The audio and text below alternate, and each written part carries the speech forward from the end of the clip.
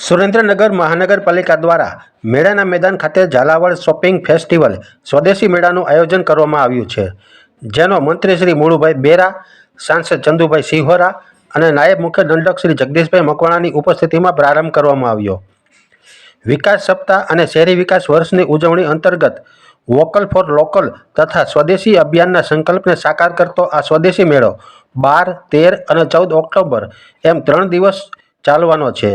આ મેળામાં વેચાણ પ્રદર્શન, ખાણીપીણી સહિતના 70થી વધુ સ્ટોલ ઊભા કરાયા છે.